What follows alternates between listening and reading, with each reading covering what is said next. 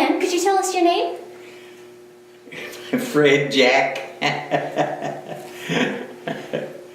Fred is my real name. And if I sign legal papers or anything, it's Fred Riggs. But I went with Jack ever since I was in the first grade. Is that what And you I told? think when I went in World War II, they called my name Freddie Daniel. Sweet Noble that lived here in Wheelersburg. He's dead now. He looked at me and he said, is that your name, Jack? It's the only Riggs I've heard. I said, yeah, that's my name. So, How did you end up going by Jack then?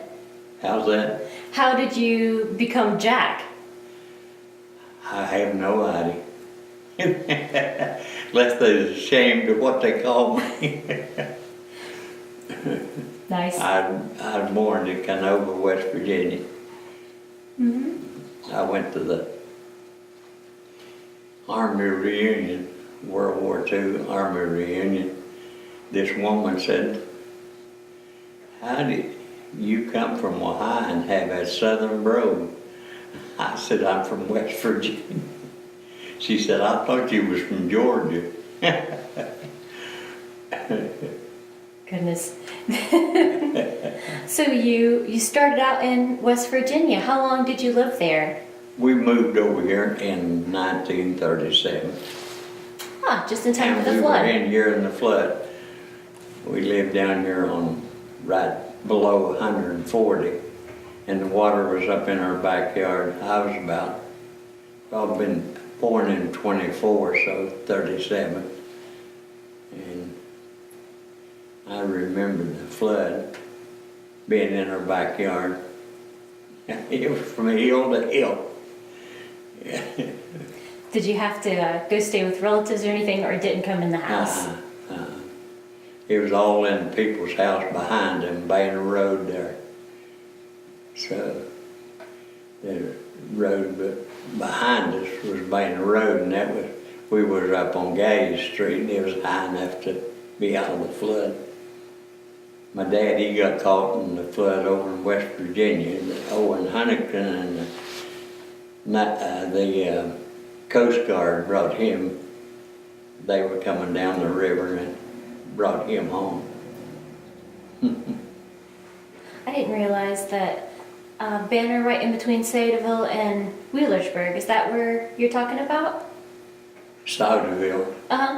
Is that Banner? I looked at a house there once. I didn't realize that would have been under the floodwaters. Yes, it was from hill to hill all the way up through here.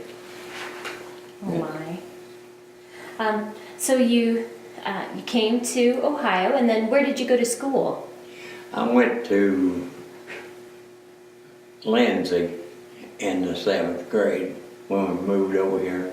And we'd moved so many times, like coming from West Virginia though. And I failed in the 7th grade, so, and then I come to Wheelersburg in the 7th, and then I went to the Army before I graduated. I was lucky. I was 18 years old the 19th of June, and the first 18-year-old draft in World War II was a 30th. So I was in the first 18-year-old draft. Oh, of course that. Great. I was going to ask if you volunteered or if you'd been drafted. Yeah. So they didn't even care if you finished school. I'm sorry about you didn't get to graduate. Well, my parents think my dad was a contractor, a carpenter, and he moved a lot. So it was hard to get an education anyhow. But I went to school then in the Air Force, and I was an airplane mechanic. So I come back, and the girl went to our church. She was secretary up here at Wheelersburg, and she said, yeah, you can get your diploma if you take one course in history. Back then, education wasn't like it is today. You got to have it almost. so, the guy was in my class at school. He went ahead and graduated. Me and him was working in the steel mill down here together, and he said, "Jack, you should have went ahead and got your diploma and all." Yeah, I said, "Well, I mean, you're working the same job." So, but I should have went ahead. I know that now. The hindsight's a lot better than what you look out and see what's ahead of you. So when you said you went into the Air Force to fix airplanes? You went into the Air Force and you fixed airplanes? Uh-huh. Did I didn't know what I was going into. I was drafted, so I took my basic training in Florida. That's where they run tests and all, and then I went to Lincoln, Nebraska, then in the Air Force. So I ended up I went to Lincoln, Nebraska, and then I went from there to Ypsilanti, Michigan on B-24s. And then I went to Salt Lake City, and then I went from that was a staging area. Then I went up to Pocatello, Idaho, and got with the 15th Air Force 464th Bomb Group. And then I went over to Italy then from there. What part of Italy were you in? It was around town. I went to town in Bari, Italy, and Foggia, Italy. It was close to it. It was Pananella was the name of the town where the 464 and 465th Bomb Group. They bombed in Austria and oil fields and all that. So, but I went, after I was drafted, I went to Baltimore, Maryland, got a job in the shipyards there. And I was in line out there waiting to go in, and the guy come out and said, "Everybody that's 18-year-old and the draft fall out." All them guys fell out, and I stayed right in line. So I got in where the guy was at, and he said, "I thought I'd come out there and told everybody was 18 years old." I said, "You did." But I said, "I need a job." So I stayed in line. So he said, "Okay, come out tonight, midnight." So I didn't have enough money to get back home on, so had to find a job. Right. And I was lucky that way that he went ahead and put me to work. So I worked in the shipyards. That was from around September to the end of the year, and I come home for Christmas, and then I went to the Army in February. So what did you do in the shipyard? Worked at the fabricating place, and then they'd taken from the fabricating place out to the ship where they put the ship together. And I wasn't there long enough to hardly get settled. Did you know anything about working in a shipyard, or? No. But everybody from here, out of the state, was going there to get a job because they was building ships that fast, World War II. So that's the reason I went to Baltimore. I had a friend of mine, he had a train ticket from here to Baltimore, and I used that. His wife didn't go, so I took her ticket and free train ticket from here to Baltimore. So I lucked out there. So that was some experience. I would remember going to a school reunion after that, and I think it was only one guy. There's 5 of us was stayed together up there in Baltimore. And one of them still living, and he was at the school reunion. He told them guys, he said, I took great care of Riggs when we was in Baltimore. And I said, I was more luckier coming through Baltimore than I was through World War II. Oh my. Had 5 young boys going into the place, and I remember we stayed in a rooming house there, and that woman said, I sure hope you guys is not as rough as that other bunch was that's come through here. Well, my brother-in-law, he wasn't my brother-in-law then, I wasn't married, but him, there's 5 of us, and one day he come up, me and the other guy was laying in bed, he jumped over the foot of the bed, and the bed more or less folded.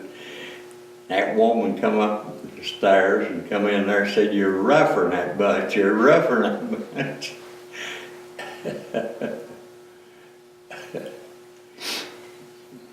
So then we was moved there almost from rooming house to rooming house as many times as I moved it on. So when you went in, I don't know how it worked when you got drafted. Did they let you pick Air Force, Army, Navy, or did they just send you? They give you tests and then like machinery and all that, and I probably wasn't qualified for it. Then I went in the Air Force, and most the guys that went with me, they more or less went to Air Force or something like that. And Thompson, boy, he went, me and him stayed together through basic training, because my name started with R and his started with T, and we were close. And we stayed in hotels in St. Petersburg, Florida, and when I left on the troop train behind the hotel, he was on the balcony waving at me, and that's the last time I saw him. He got killed over in the Philippines. So it really hurt me, and it was really close. And we stayed right together there and went to town of a night. Back then you didn't go. They didn't allow you even out of the hotel basic training. So I left there and went to Lincoln, Nebraska, and then on airplanes. So that was something I told them I've been bossed all my life. I come out of the Depression, went in the Army, then got married. Me and my wife been married 68 years. Be 69 this coming July. Oh my goodness. So how did you meet her then? Did you go to school with her, or? Here in Wheelersburg. And she graduated after I got home from the Army. And she graduated from Wheelersburg in 46, I believe it was. And then we got married in July. So she always said that she knew she was going to marry me, but I didn't know that I was going to marry her. So I run around with her brother, and that's how we got acquainted. So they had a big family, and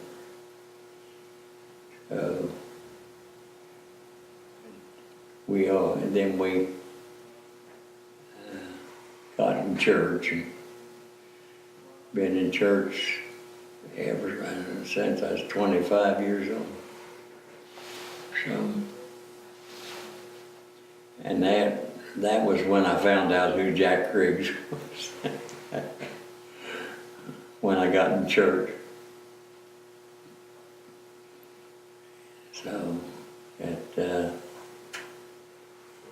we got in church. My wife they had started this class of the young married couples, and she was teaching, and I felt sorry for her, and I helped her out. And I had the class then and taught the Sunday school class for about between 55 and 60 years. See what you get, they'll rope you right in. I didn't know I was going to help her that much.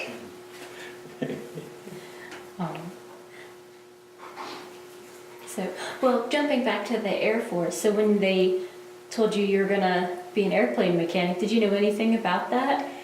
No, we went to school at Lincoln, Nebraska. They were just on engines and that. And then from there we went to Ford Motor Company, and they built B-24s in Ypsilanti, Michigan. Had the plant there. So we had a base right outside the plant there on the same ground. And we worked on those B-24s there and more or less got acquainted with them and all. And then when we went to Salt Lake City, then I went up to Pocatello, Idaho, and got with the 464th Bomb Group. Then they flew practice missions and all of that. And then we left there and went to Virginia. And we wasn't allowed to tell where we was at any time. And I remember it was about first of the year. I went down the Kentucky side over there, but couldn't tell my parents where I was at. And I had all them guys as troop training showing them over where Wheelersburg was at. And we were going to, and I was born in Canova, West Virginia, and it went right through Canova. And my aunt, she lived in Catlettsburg, and the railroad goes right over top of her house almost. I was showing them where all that was at, and going through Canova, right where I was born, and all my relation lived, and that. So that was kind of a hard thing to do. I mean, because I'd left home in September, and then there was the first of the year. I was coming back through and couldn't even let your parents know that you was going that close to home. And but that was really rough to go through. But I always said it, like when I was in 1968, the tornado blew our house away out here in Wheelersburg when it went through here. And I think, I forget now how many was killed, and around 7 or something was killed here in Wheelersburg. And some girl was killed right up the street from where we live. And I can never forget that. Me and my wife and the youngest girl was in the basement, and we seen the winds blowing. And they went to the basement, and I stayed upstairs, and I seen the paper boy, his paper was all blowing, and they was hollering for me to come to the basement.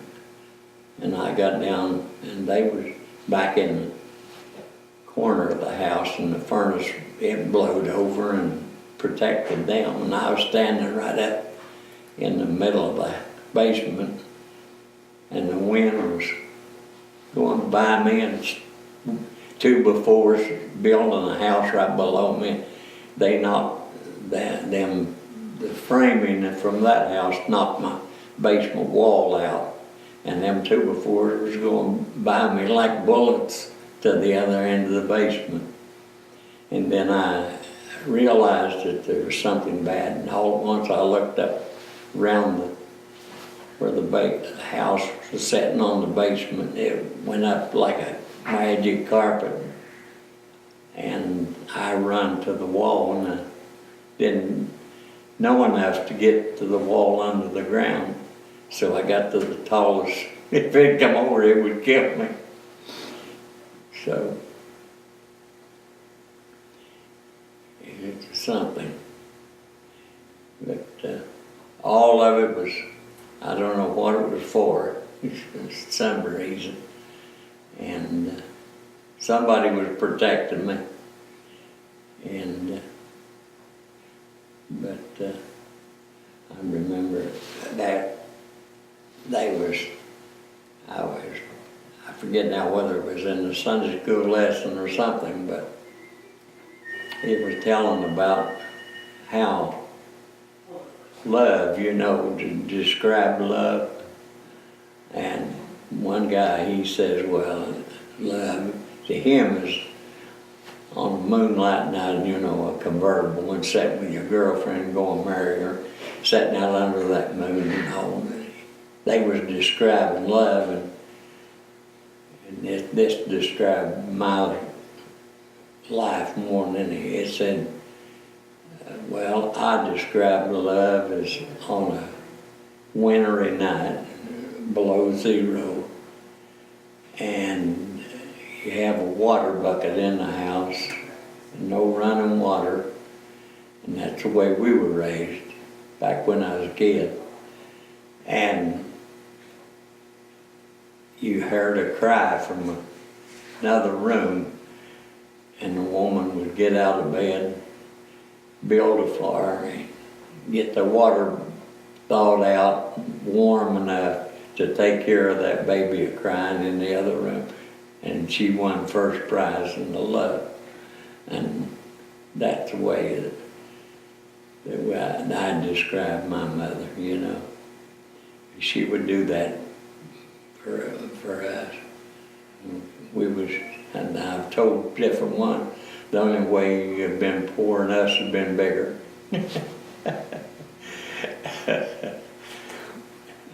But a lot of people says, oh, I really enjoyed my childhood. I'd like to go back and live it over. I said, you could go live yours over, but I don't want to live mine over. It was too rough. I don't know how the people took it back there. My dad and my mother and them, how they survived all that. Because I bought that book of Tom Brokaw, The Generation, coming from the Depression, going to the Army. And you just come from one, and it didn't bother you to sleep in pup tents or after coming through the Depression.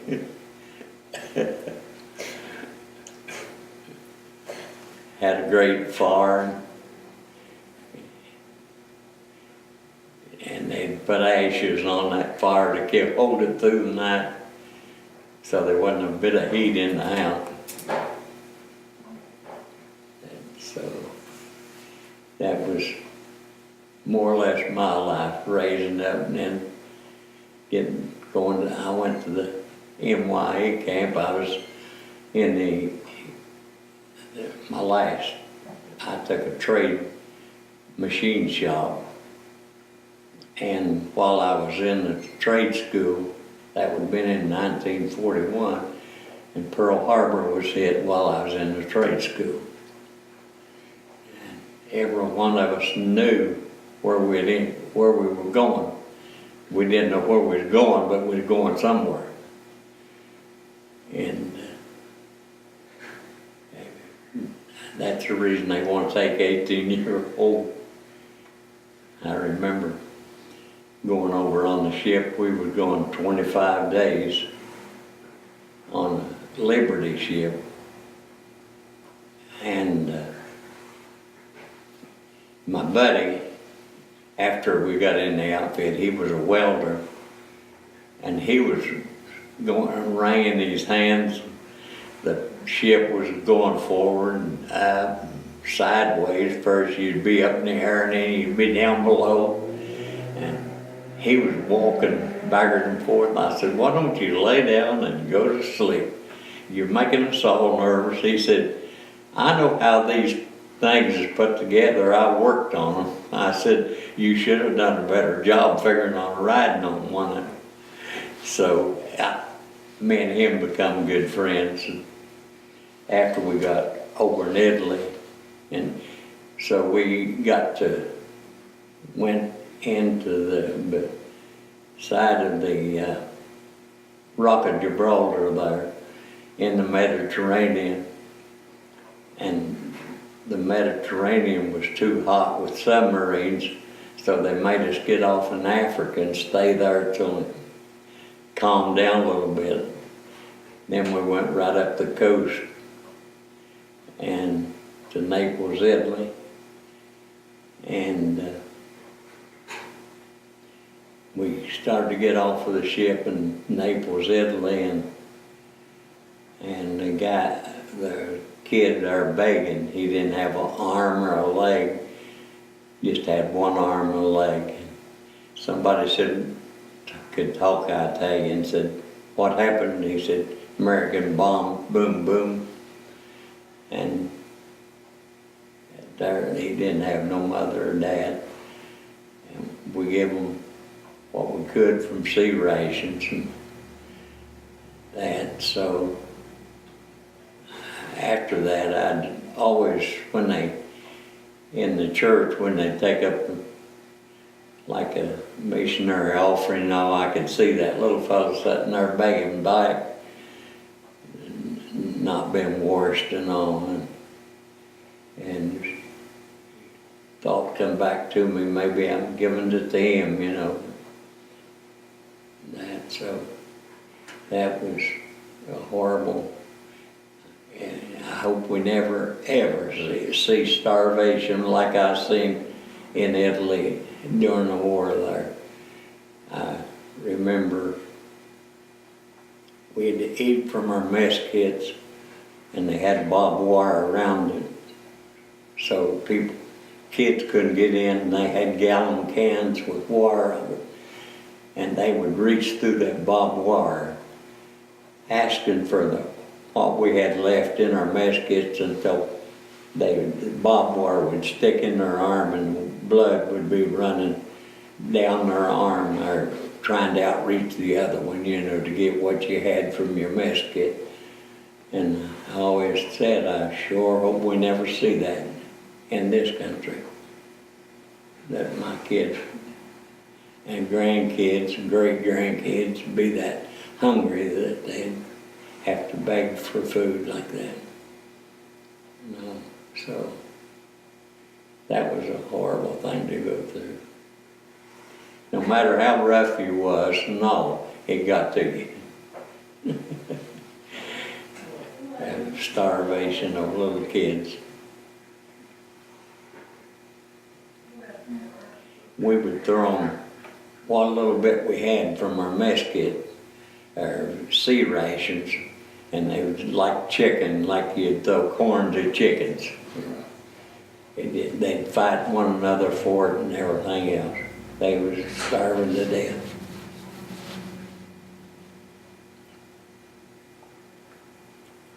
How long did you stay in that part of Italy? Or For when you were in Italy, how long did you stay? there in Italy, they just give you a tent at first, and then you would dig a trench around the tent. You could roll right out of your bed over into the trench if you had to. And then they had Italians that they'd dig blocks out of the ground that looked like a cinder block, only they are solid, like sandstone or something. And them Italians, they would, for so much money, they would build you the walls, and all with them blocks. You go and get a load of them with the army truck. And I remember we had a truckload going to build us a shack that we could live in. And we hit a Italians going in from a field. And the little fellow, he went up in the air, and they had markers along the road, like kilometers. And he went up in the air, and when we hit him, and he come down on his head on one of those lots of blood was coming out of his head. And some officer come by and he said, "What happened?" I said, "Well, we hit that cart, them going in, couldn't get the truck stopped. Come on into base, that happens every day." And I thought, and so I flagged the army truck coming this way, the other opposite way, and put him up in the back of that truck and told him to take him to town to him and his dad. And so they took him in, and I heard later that about all they had was iodine, and you pour iodine into an open, you imagine how it burned. He started moving his arms in, and he lived. So. But that's how we built our house. Then we had to get stuff out of the planes coming in, new planes coming in. They'd have things in the bomb bay where they dropped the bombs there. They'd have plywood, and you could straighten it out and use it for the roof. And then we had this guy that I told, "Why didn't you lay down?" The welder, he built stoves, and you had your stove inside your shack, and then you had a big barrel of 100 octane gasoline, and you could find valves from wrecked airplanes and put it so you could regulate the gas coming in for heat. And it really worked. It really heated the shack up where you live. About 4 of us lived in a shack, built it. And you didn't have no shower. You had to build your own shower. And about a barrel up, we built it up, and then had a tent, canvas around it. And we had a shower outside, and you couldn't use it in the winter time. It'd be too cold and all, but you had to take a shower with your steel helmet.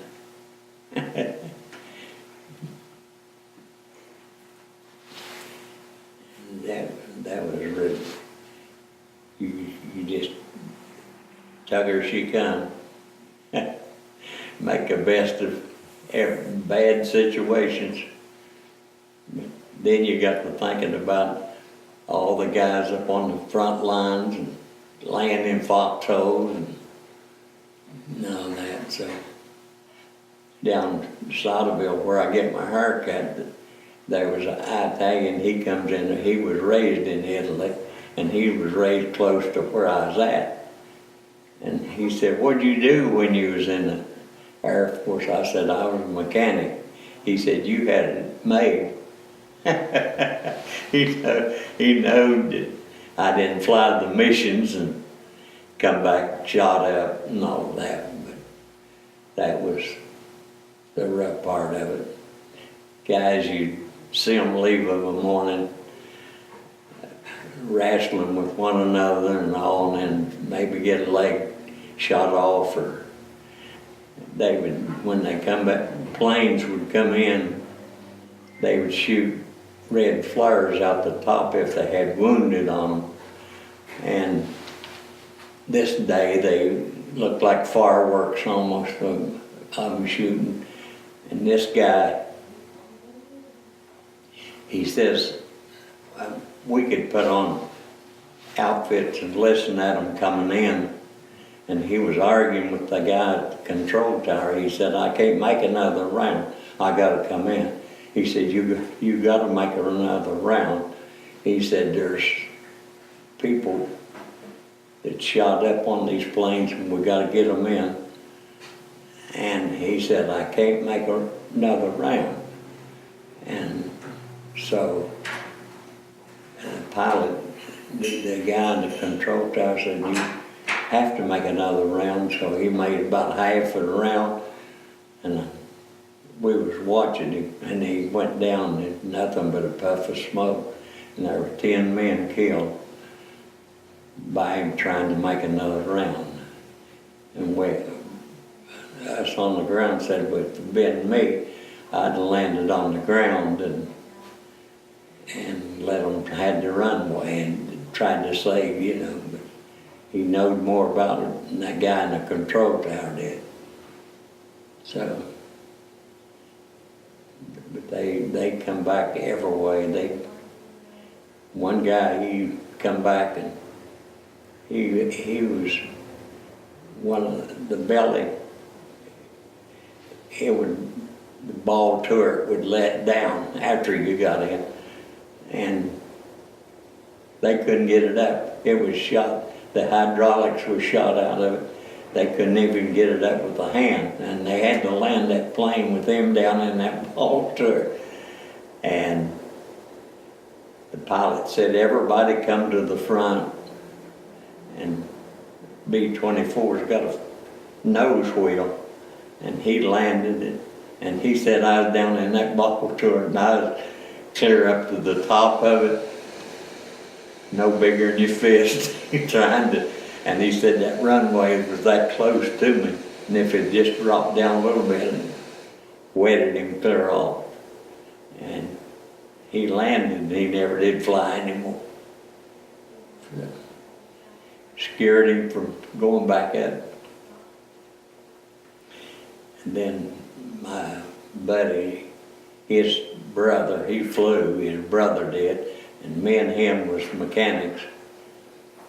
And he flew in a plane that had a big, like, black woman on the side of it, and the name of the plane was Big Fat Mama. And so he didn't come back in that day. And so the ones that made it back, they said, we don't know what happened. He ran into another plane and that. So me and him would go out on the line the next day, and he would get them field glasses. Every plane he would see coming, he would look through them field glasses. And he looked and he started jumping up and down, and he said, Riggs, here comes Big Fat Mama. And I said, it couldn't be red. And I got the field glass, and sure enough, it was Big Fat Mama. And when they landed, his brother was the co-pilot, looking out the window waving at us as they coasted by. And they had run into a plane and had a stabilizer off the other plane on the nose of that plane.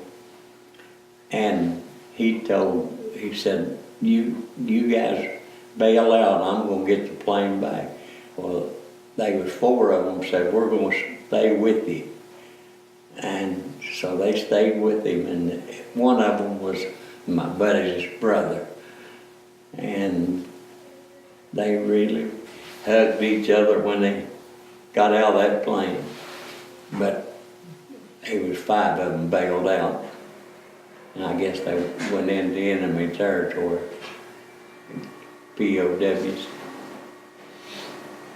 But that was a horrible night. They had landed, a lot of people, I'd forget to tell them that they landed at an air base, and they got that off of the nose and got it patched up enough to bring it in the next day. And so I don't know how he thought maybe they might still be alive, you know.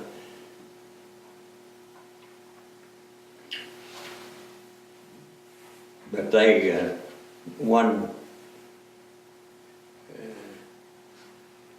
this guy was in our tent. He was in town there. We stayed all night out of Naples, Italy there, after we got off the ship.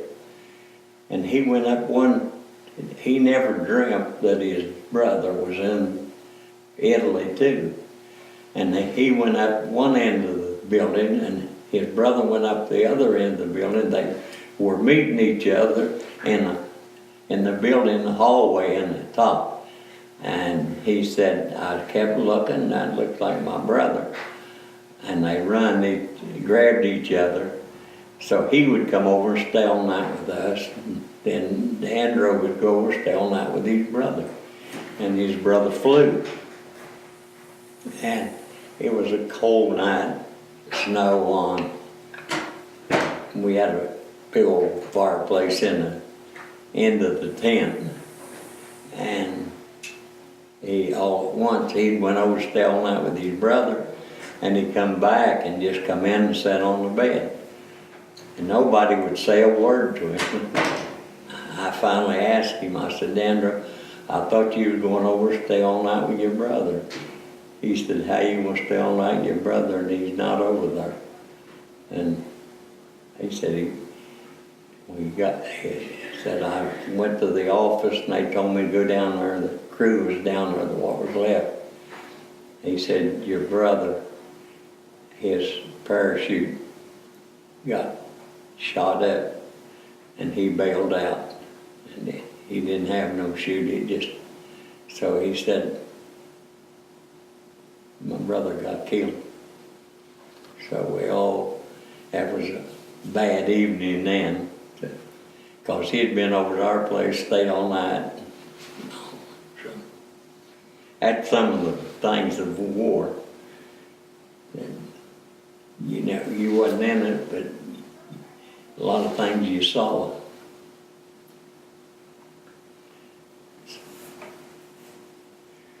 I might be too windy. No, never. Never. I was going to ask you though, when you came back to Ohio, when did you start working at the steel mill? I worked at different jobs. I worked at the stove foundry down here first, and it was rough. I told somebody there's about 30 or 40 pounds of me in there somewhere in that sand. And I got a job there, and then I had a job here in Wheelersburg at a filling station, and so my wife, she worked at Williams' shoe factory, and she always tells everybody that's where we got our start.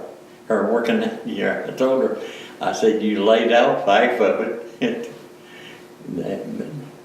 Then I got a job at the stove foundry, and I never, my dad would always ask me if I, wanted to drive, or I tell him when I drive, I'll have my own car. And most kids today, my great-grandkids, they can't wait. I got a great-granddaughter that got her license yesterday. She's 16, about the oldest one. But I said I'll buy my own car and have it when I get my license. So I didn't drive when I first come out of the Army. So I bought my car, and then I learned. My wife, she drove. But then I bought the car and had my first child. That would have been she's 66 now, and she's retired from teaching school. My daughter, and then my son, he lives in Louisiana. He worked for the chemical plant up here, and then he transferred to Texas. And he got a fine home in Louisiana. And my daughter, then the other daughter, she works for Staker at the chiropractor. And I've always said how the Lord has blessed our family, because I'm not ashamed to take anybody to their homes. I mean, they got a fine home and done good. And so the Lord really blessed us with a good family. And I got a grandson, he's a doctor, he's in Afghanistan now. That's a worry. And he's on those helicopters that goes out and picks up the wounded and doctors them until they get back to. So I got 7 grandkids and 18 greats.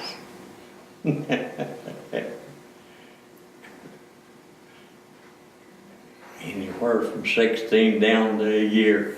My goodness. I just had one that is the only one that was named after me. Well, that's too And bad. his Is he Jack name- or Fred? Jack. I wouldn't name him. My granddaughter, she's a nurse, and she had the baby, and it's a year old, a little over a year, and she named it Jack. And she got 3. He had a boy when she married him, and she a little girl, and then a little boy. So she's the youngest granddaughter, youngest grandkid. But my son-in-law that is a doctor in Afghanistan, he's 40, about 41. Then my other grandkid, she teaches music up at South Point. And now my other grandson, he's the principal at Green Township. And let's see, and I got one in Knoxville, Tennessee. He's an eye doctor. And they've all, and my grandson, then he works up here at the chemical plant. All of them worries after us. And Papa, now anything you got for me to do, let me know. We're really blessed with it. So far we haven't had to have them for much, but when they're there, they're there to help us. And they'll do anything for us. And so That's great. it's really blessed. We're really blessed to a good family. You said, you mentioned your church. What church is that? A what? Your church, what church is it? A what? Your church, you mentioned your church. Oh. What church is Church it? of the Nazarene up on the hill down here, over from a pool. Yeah, I know where that is. Uh-huh. And that's the one you've been at the whole... I've been there I joined church in the last part of 1949. And me and my wife both. And so we lived I bought a house, first house I bought was where you come off of the Wheelersburg exit. There wasn't no highway there then. And I had a house on Hartman Street over there. And I worked at that filling station where the BP is now. it was so high then. And I worked at that filling station. Then me and another guy bought it, and it was too much. So I sold my part out to him and went to the railroad, got a job down there. And then when the egg plant was built, I went out there, worked out there on the egg plant for Grinnell. And then my friend, he got me a job in the steel mill. He talked and they called me. I put my application in. So I went there in 1955. That's when my youngest daughter was born. And I stayed there until I retired. And I retired in 1986. Had 31 years. I was in the mechanical millwright at the coke plant when I retired. And retired 62.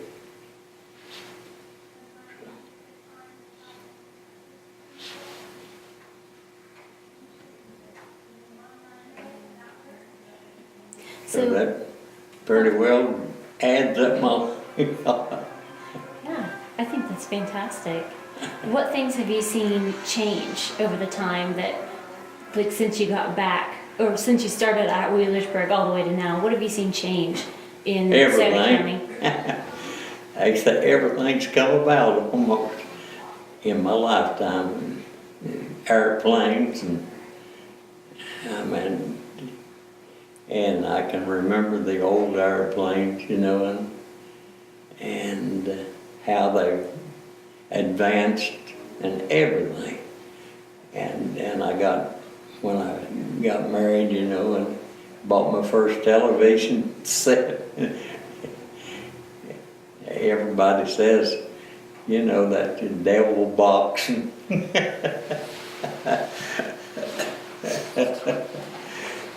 And a lot of people didn't.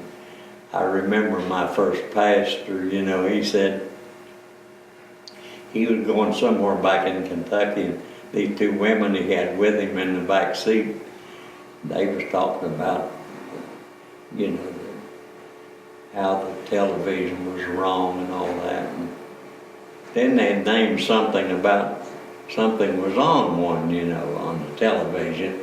He said he almost stopped the car and he said, you don't have a television? No. Well, how did you know about this so-and-so that was on? Oh, she said, we was over at the neighbor's house. And he said, well, that's the reason I bought one, so I wouldn't wear the neighbor's rug out.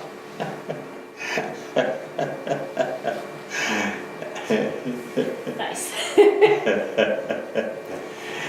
But that's the only privilege that we have, you know, convictions that if it's something convicts you, don't get it.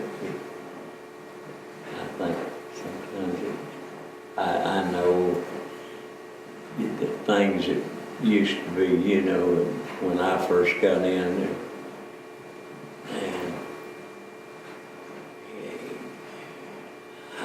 we had 2 weeks revivals then, and wore you out almost. And I remember when me and my wife lived over there when you get off of Wheelersburg, and they didn't have no motels like they got now for the evangelists to stay in, holding your revival, so we volunteered to keep them. I said, I bet that poor guy never did forget that. I told my wife here a while back, I don't know how in the world we ever done that. Kept that evangelist for 2 weeks. Had to be exciting to, we had the kids plus a preacher in the house. That, with our first girl, she was just a little girl. And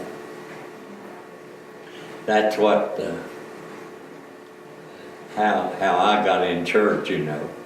I had the girl, and she's 66 now, and she said, I'd been out the night before and more or less doing things I wasn't supposed to do, and she come into my bed. My wife said she was going over to her mother. They lived over here behind the post office, and in that big house behind the post office. And she said, I'm going over there.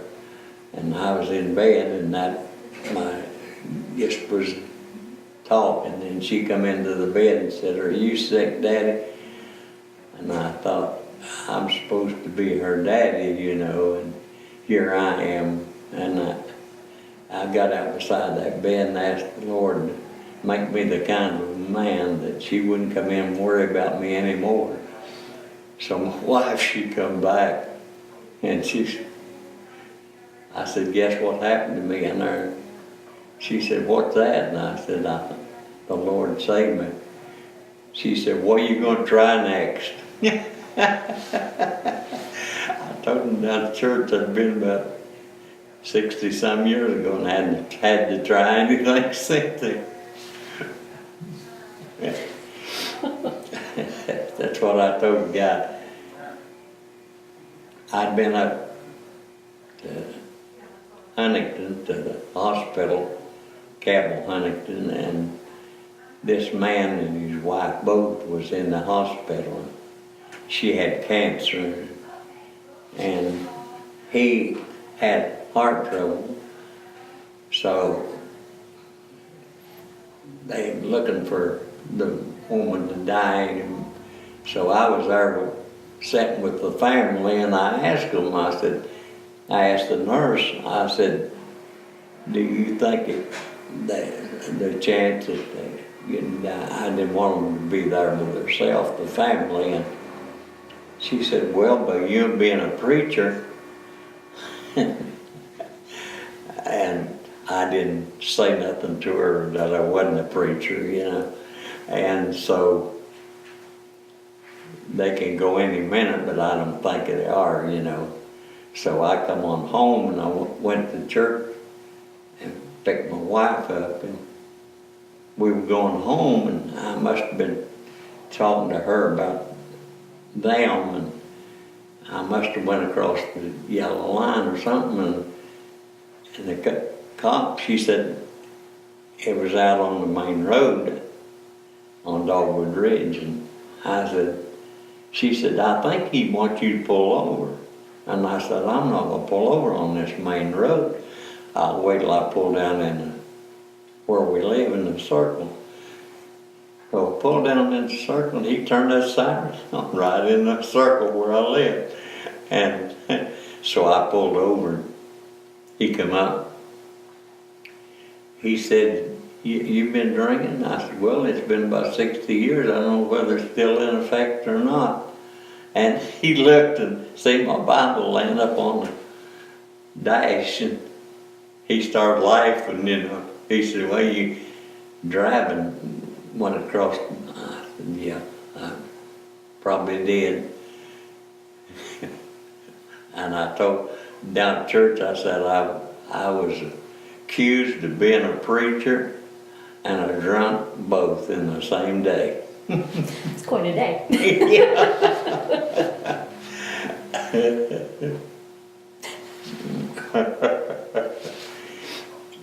Nice.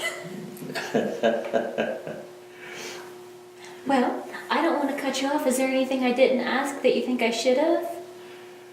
No, not as far as I know. There's a lot I know, but I never dreamt I'd ever teach a Sunday school class. Now, I was bashful. Back when I was young, I was bashful. I'd go to the other side of the street instead of passing somebody where I hadn't talked or something. I was that bashful. And for me to teach to teach a Sunday school class for that long, though. It had to be somebody help me besides myself. And give me an experience that there was different people that I visited, that I worked with, and I remember one that was dying with cancer, and I visited him. I just thought he got cancer and I'd go visit him. And I went to visit him, and he was telling me that he said my dad, they preached his funeral and they didn't say where he was going or nothing, and I didn't want my funeral preached that way. He wasn't a Christian, and I kept visiting him and visiting him. And even when his wife called me one night, she said, "Jack, did you come down?" and said, "Frank is real bad." And I went down there, and he was in a coma like. He didn't even know I was there. So I went back, and he was in the upstairs in the bedroom, and I went up there. And I said, "You was pretty bad the other night." And I said, "I was down here and you didn't even know I was here." He said, "You might have thought I was bad, Jack, but I was in a place that the most beautiful place you ever seen, every gem you could think of." And he said, more or less get down on, tell you. And he put cancer had taken its toll on him, and arms wasn't very big. But he wrapped them around me and pulled me right down on him, and he said, "I love you. I love you as much as my kids." What I said, "Frank, I have not done anything to you, only visited you, and you found the Lord while I was visiting you." And he, as far as I know, when his son-in-law was he got shot up in the war, and he had lived all that time and with affliction from being shot at. So his wife called me and said, "Jack, will you speak at his funeral? You're the only one that he ever come to church in your class." So I went down to his funeral, and Frank's boy was there. And me and him was talking, and I was telling him about his dad, me visiting him, and how me and him really got close to one another and all. And he said, "Jack, I'm glad you told me that." And I said, "Well, why?" He said, "Well, my little girl said, I thought we had lost her." And said, she come back around. And he said, "We were looking through the family album one day, and she said, I know that man there." And he said, "Honey, you could know, that's your granddad, but said you weren't old enough to remember your granddad." Said, "I know him, Daddy. When I went up there, he shoved me back." I've told that, I don't know how many times, but a lot of people will ask you, "Do you think there's life after death?"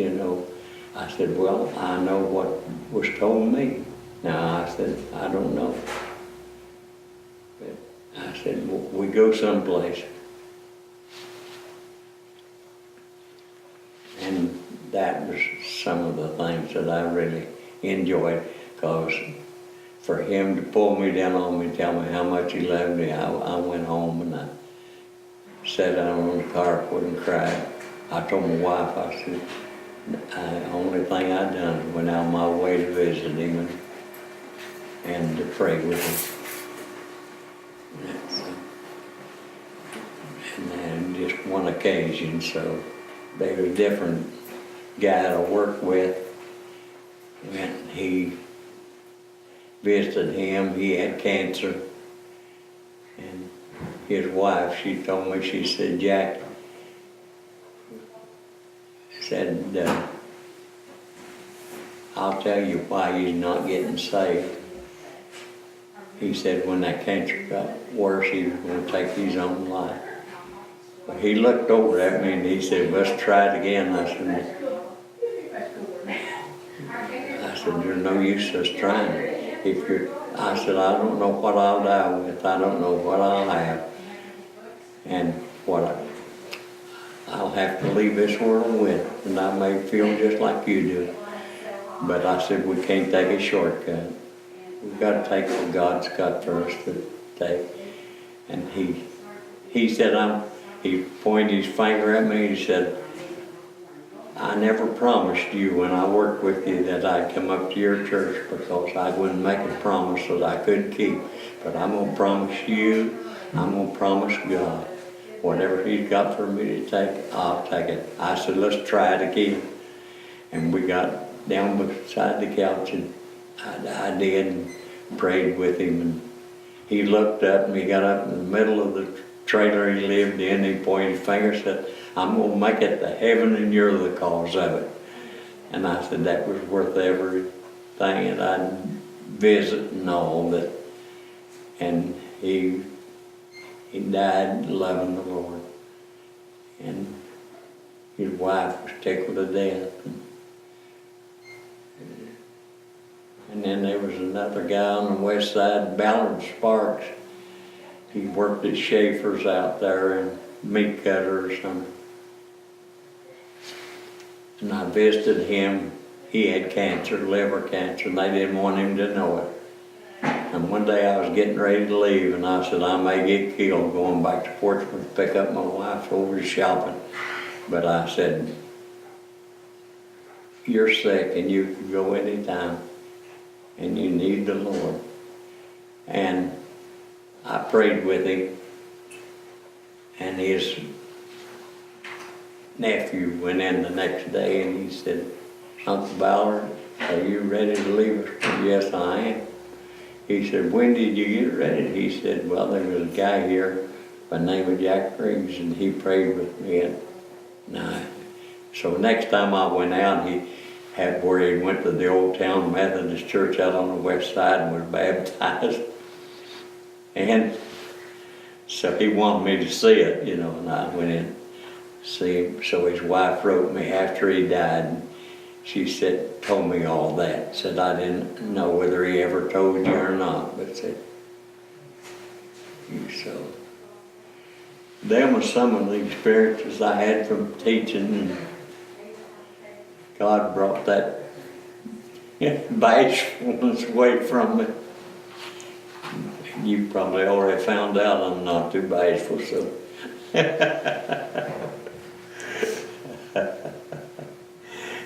I won't take no more of your time. Oh, I've enjoyed it. Don't you worry about that. But, well, I don't want to cut you short. You got anything else that you wanted to talk about? I don't want to, let you go too early. Yeah, well, I've already talked more than I thought I would, so.